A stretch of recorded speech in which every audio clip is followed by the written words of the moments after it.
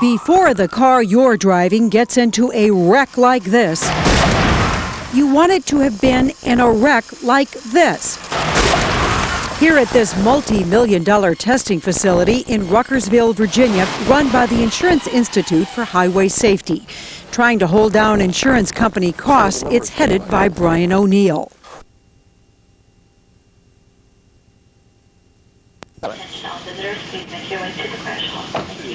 That way a little bit. The crashes O'Neill and his engineers choreograph aren't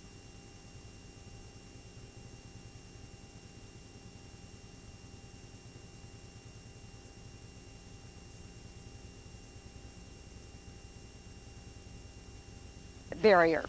The Institute bought them right off dealers' lots, and whether they're American, Japanese, German, or some combination, they all have passed U.S. government safety standards. First up, the Acura MDX. This is what you want to see. This is what we want to see. We want to see the space where the driver sits, and other passengers for that matter, be the same after the crash as it was before the crash. The Insurance Institute rates the cars it tests on a scale of good, acceptable, marginal, or poor.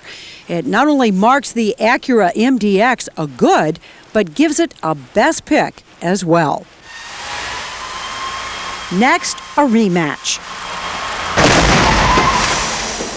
When the Institute tested the 1996 Ford Explorer, the driver's door opened, a real hazard.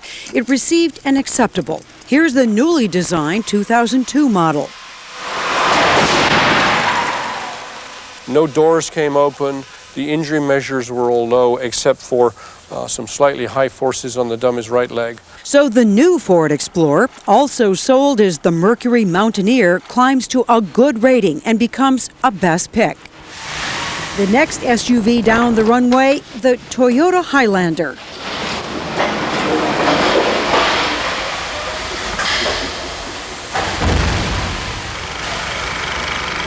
O'Neill shows us the details using the Institute's slow-motion films. This is a vehicle where the safety cage holds together extremely well.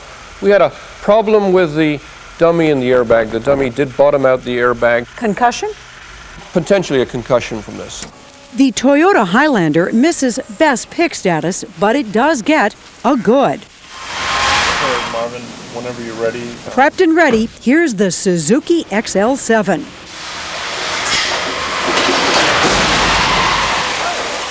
This is another vehicle where the structure holds together well. The dummy does go too far forward into the airbag, so that's a minor problem, and the seat tips sideways.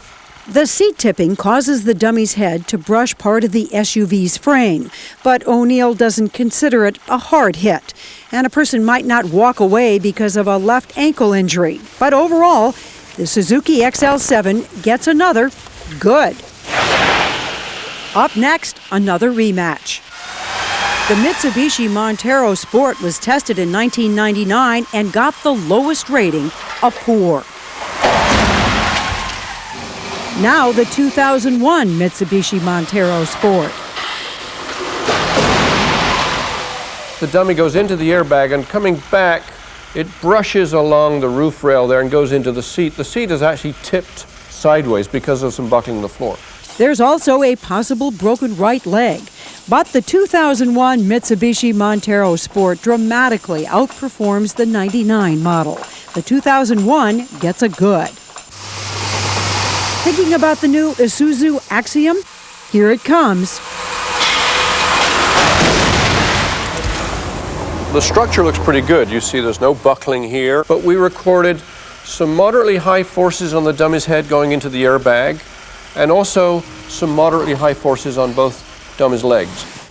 The Isuzu Axiom gets the second highest rating, and acceptable. The 2002 Buick Rendezvous is considered a crossover vehicle. It's part SUV, part minivan, and part sedan. The biggest problem for this vehicle was that during the crash, the steering wheel came up and the seat tipped forward, so the space for the driver is reduced. Fix this tipping, stop the steering wheel rotating upwards during the crash, and this is a good performer. As it is designed now, the Institute will only give the Rendezvous an acceptable rating. Next, the Chevrolet Trailblazer.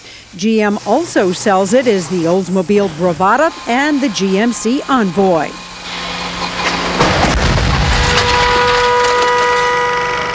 O'Neill says the Trailblazer's structure is a marked improvement over the SUV it's replacing, the Chevy Blazer.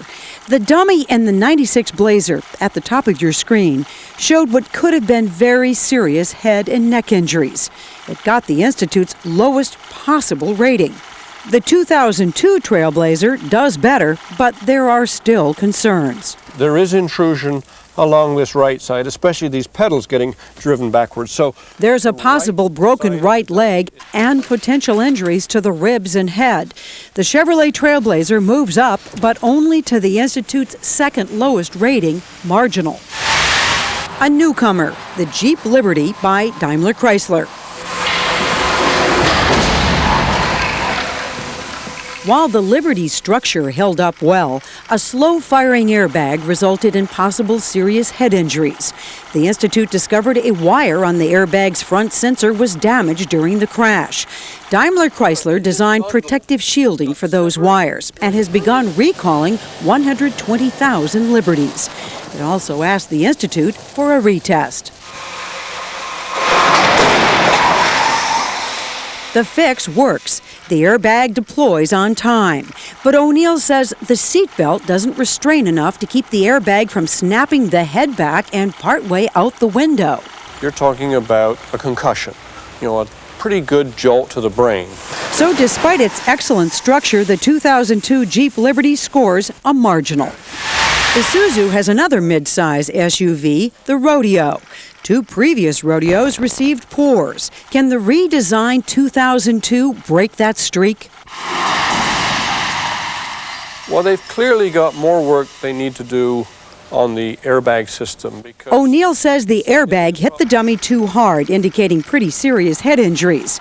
So the Rodeo, which Honda markets as the Passport, moves up to a marginal. Okay, we ready to go through this final? And here's the Aztec from GM's Pontiac division. The Pontiac Aztec did the worst in this round. What did you see that bothered you? Well, the airbag fired late when the dummy's face was in this region. We want airbags to be firing before the dummy or a person has moved too far forward. That late firing contributed to high forces on the dummy's head. But calibrating an airbag to fire at just the right moment is tricky. If it's too sensitive, it might go off in a low-speed crash when you don't want it to. O'Neill hopes GM engineers change the airbag for the next model. But for now, the Pontiac Aztec only gets a marginal. Most automakers who did well on these crash tests were pleased. General Motors cautions the Institute's test is a very severe crash. It and Daimler Chrysler say the test does not mirror their numerous test results.